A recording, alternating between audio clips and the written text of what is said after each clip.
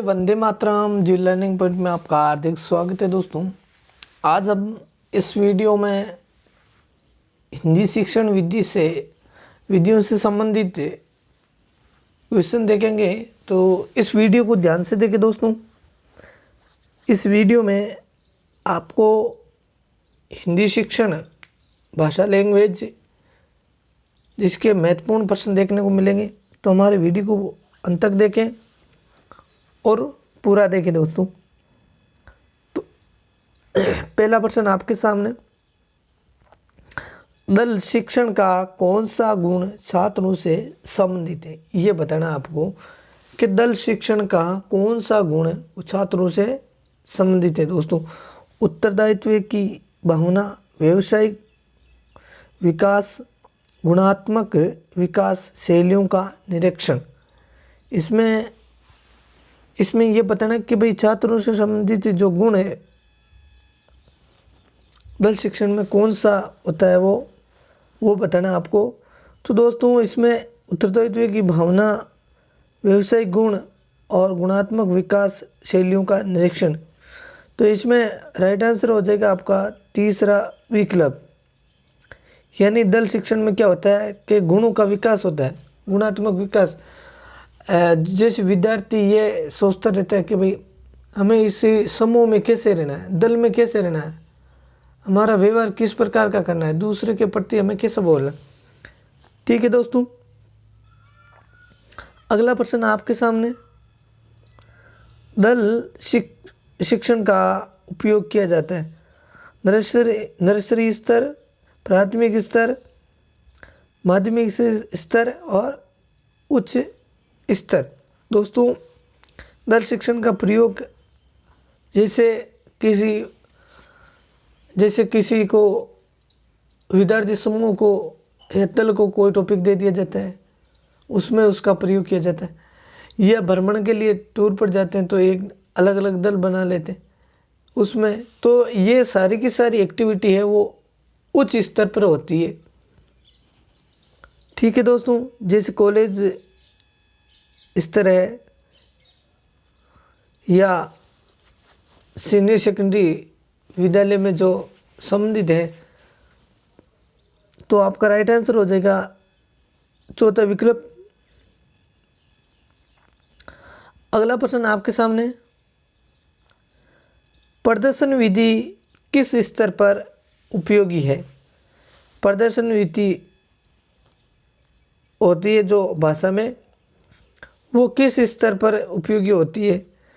प्राथमिक स्तर, माध्यमिक स्तर, उच्च माध्यमिक, उच्च स्तर। तो दोस्तों राइट आंसर होगा इसमें प्राथमिक स्तर। प्रदर्शन विधि प्राथमिक स्तर पर उपयोगी है।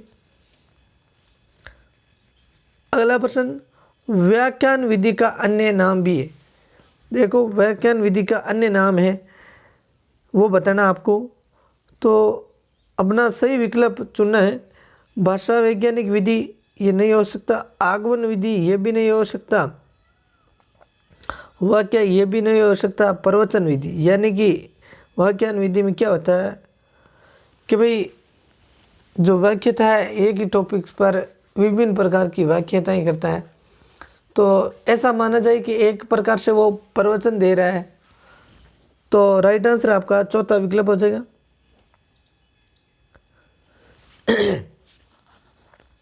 अगला प्रश्न आपके सामने, किस शिक्षण विधि द्वारा सरल और स्वाभाविक ढंग परोक्ष रूप से व्याकरण सीखी जा सकती।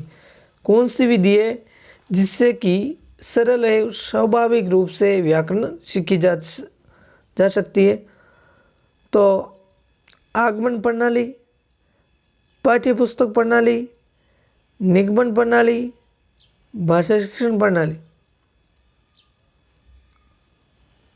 किस शिक्षण विधि द्वारा सरल या स्वाभाविक ढंग परोक्ष रूप से व्याकरण सीखी जा सकती। तो इसका राइट आंसर हो जाएगा भाषा सशर्त प्रणाली। यानी ये इस प्रकार की विधि है जिसमें सरल और स्वाभाविक रूप से भाषा ये व्याकरण सीखी जा सकती है।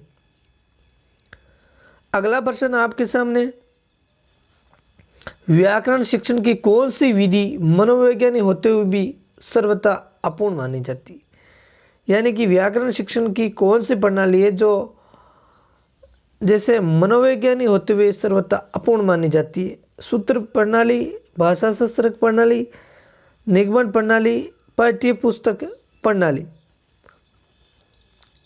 तो राइट आंसर चुना आप, यानी कि सर्वथा अपूर्ण मानी जाती है।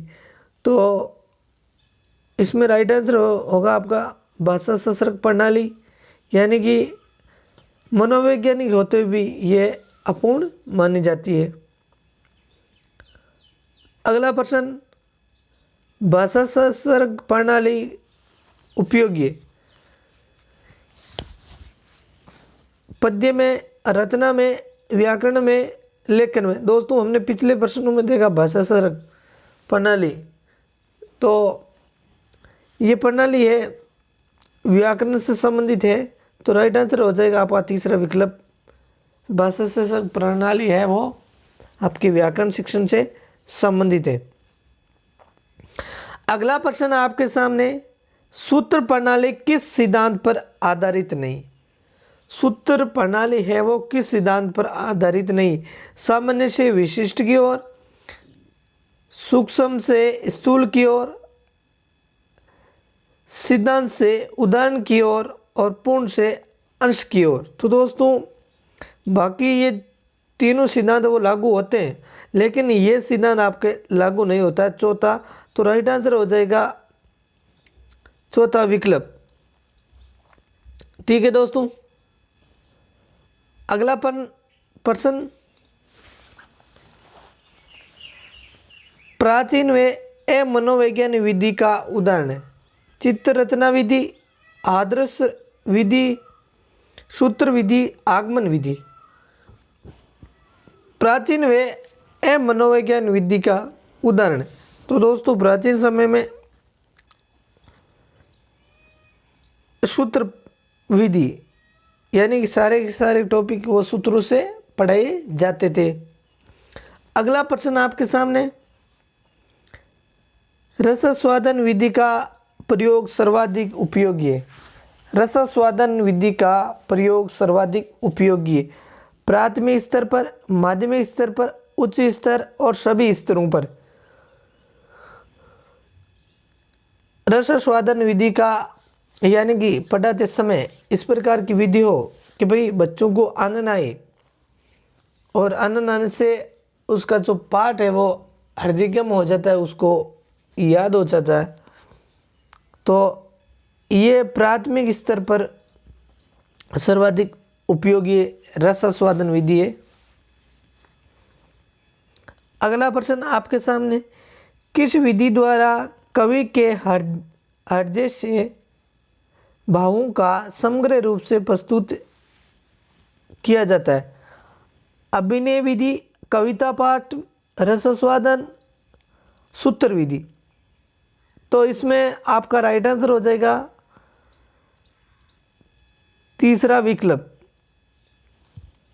यानी कि रसास्वादन विधि में क्या होता है कि भावों का समग्र रूप से प्रस्तुत किया जाता है। अगला प्रश्न आपके सामने, निम्न में से अभिकर्मित अनुदेशन का आधार नहीं है? निम्न में से अभिकर्मित अनुदेशन का आधार नहीं, छोटे छोटे पदों का सक्रिय अनुक्रिया का पुनर्बलन, व्यक्तिगत विभिन्नता पर एक विकल्प परीक्षण का। तो आपका राइट आंसर हो जाएगा चौथा, एक विकल्प परीक्षण का, यानी कि बाकी जो अनुदेशन के आधार है और चौथा विकल्प है आपका राइट आंसर होगा ये अभिकर्मित अनुदेशन का आधार नहीं। अगला प्रश्न आपके सामने, सक्रिय अनुबंधन अनुक्रिया सिद्धांत पर आधारित शिक्षण विधि है? सक्रिय अनुबंधन अनुक्रिया सिद्धांत पर आधारित शिक्षण विधि, अभिक्रमित अनुदेशन, भाषा प्रयोगशाला, यंत्र विधि, दूरस्थ विधि। तो सक्रिय अनुबंध अनुक्रिया सिद्धांत पर है, तो ये शिक्षण विधि होगी आपके अभिक्रमित अनुदेशन विधि। तो राइट आंसर होगा आपका पहला विकल्प। अगला प्रश्न आपके सामने, आगमन व निगमन विधियों का मिश्रित रूप कहलाता है। आगमन व निगमन विधियों का मिश्रित रूप कहलाता है।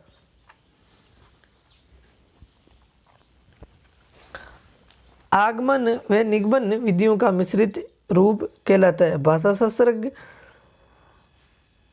अभिक्रमित अनुदेश, अनुकरण, विश्लेषणात्मक, पर्यवेक्षित अध्ययन।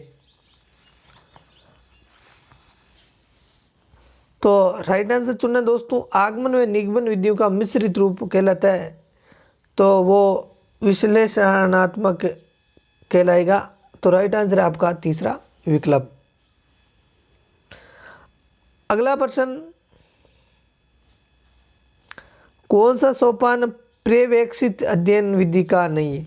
मूल्यांकन, सामान्यीकरण, क्रियान्वयन, नियोजन। तो हमने प्रश्नों की संख्या घटा दी दोस्तों, यानी कि एक की वीडियो में 15 या 20 प्रश्न लेंगे और सारे के सारे टॉपिक आपको करवाएंगे। तो इसमें राइट आंसर हो जाएगा सामान्यीकरण। कौन सा सोपान पर्यवेक्षित अध्ययन विधि का नहीं है? तो पर्यवेक्षित अध्ययन विधि का सोपान आपके सामान्यीकरण नहीं है। अगला प्रश्न,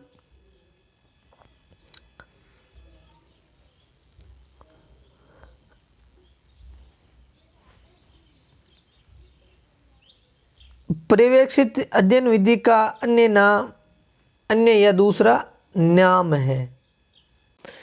तो पहला विकल्प निरीक्षण, निर्देशन, समस्या समाधान, स्वाध्याय। तो पर्यवेक्षित अध्ययन विधि का अन्य नाम है आपके स्वाध्याय। राइट आंसर होगा चौथा विकल्प।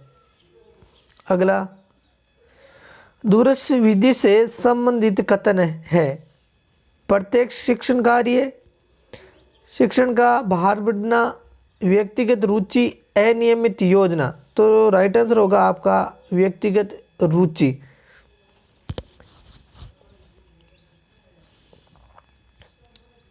अगला प्रश्न, ध्वन्यात्मक विधि किस के आधार पर विकसित की गई है? ध्वन्यात्मक विधि है वो किसके आधार पर? प्रत्यक्ष विधि, रोमन विधि, सूत्र विधि, व्याख्यान विधि। तो दोस्तों राइट आंसर हो जाएगा आपका दूसरा विकल्प, रोमन विधि। अगला प्रश्न आपके सामने, ध्वन्यात्मक विधि में सर्वप्रथम सिखाए जाते हैं व्यंजन, स्वर, वाक्य और शब्द। यहाँ शब्द है, ठीक है। व्यंजन, स्वर और वाक्य ध्वन्यात्मक विधि में सर्वप्रथम सिखाए जाते हैं। तो ध्वन्यात्मक विधि में दोस्तों पहले स्वर सिखाए जाते हैं। राइट आंसर आपका दूसरा विकल्प। अगला प्रश्न आपके सामने,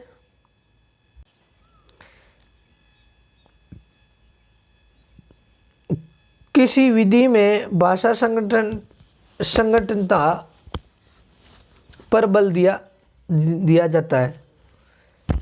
सैनिक विधि, प्रत्यक्ष विधि, अनुवाद विधि, सूत्र विधि। यानी किस विधि में भाषा संगठनता पर बल दिया जाता है?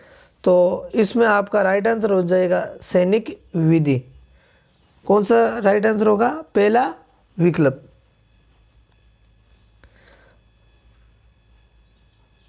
अगला प्रश्न, बोलने की अपेक्षा लिखने पढ़ने पर तथा भाषा की अपेक्षा भाषा तत्वों पर अधिक बल देती है? व्याकरण अनुवाद विधि, भाषा वैज्ञानिक विधि, सर्वीय भाष्य विधि और आगमन निगमन विधि। तो दोस्तों व्याकरण अनुवाद विधि है वो बोलने की अपेक्षा भाषा तत्वों पर बल देती है। तो राइट आंसर आपका पहला विकल्प होगा। अगला प्रश्न आपके सामने, प्रत्यक्ष विधि से किस प्रणाली विधि के दोष स्वयं दूर हो जाते हैं? प्रत्यक्ष विधि से किस प्रणाली विधि के दोष स्वयं दूर हो जाते? यानी प्रत्यक्ष विधि है उसमें किस प्रणाली से जो दोष है वो स्वयं दूर हो जाते हैं, वो बताना है। व्याकरण अनुवाद विधि, भाषा वैज्ञानिक, सैनिक विधि और गठन पद्धति। तो दोस्तों आपका राइट आंसर होगा व्याकरण अनुवाद विधि। तो दोस्तों आज के लिए इतना ही। हमारे वीडियो पसंद आए तो शेयर और लाइक सब्सक्राइब जरूर करें। जय हिंद।